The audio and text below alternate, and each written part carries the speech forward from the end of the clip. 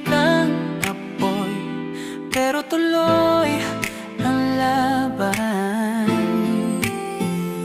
Kapag may gusto kang gawin, huwag kang titigil hanggat di mo natutupad. Sa bawat hiwa, sa bawat halo, may pangarap kang hinahabol araw-araw. Pero kung ang katawan ay humihingi na ng pahinga, huwag mong kalimutan ang sarili mo muna.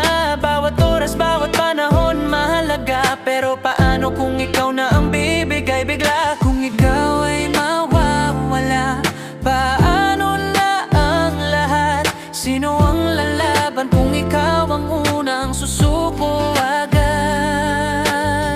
Mas importante ka sa lahat.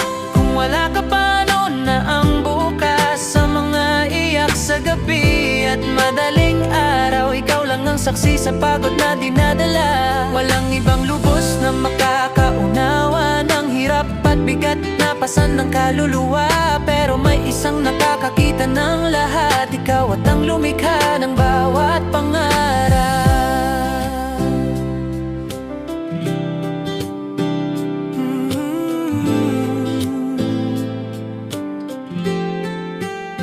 Ikaw ang gagawa ng kapalaran mo. Nasa kamay mo ang direksyon ng mundo. Hindi ito dikta ng ibang tao. Ikaw ang pipili kung saan ka tatayo. Ikaw ang magdidesisyon sa landas, kung kontento ka ba o may hinahanap pa.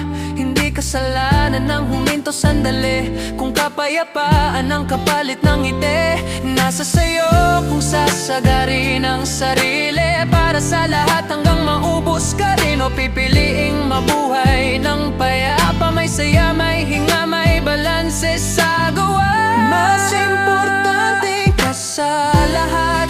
Kung wala ka, paano na ang lahat? Sa likod ng ngiti may pagod na lihim na tanging ikaw lang ang nakaririnig.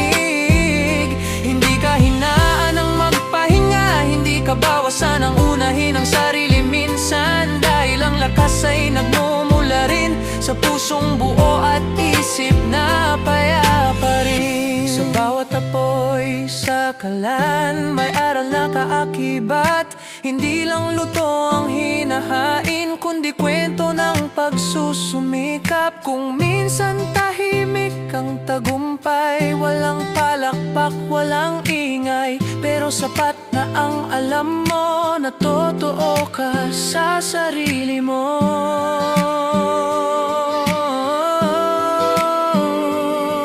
Mas importante ka sa lahat. Alagaan ang sarili sa bawat hakbang, dahil kung ikaw ay buo at handa, mas marami kang maibibigay sa iba. Sa apoy ng pangarap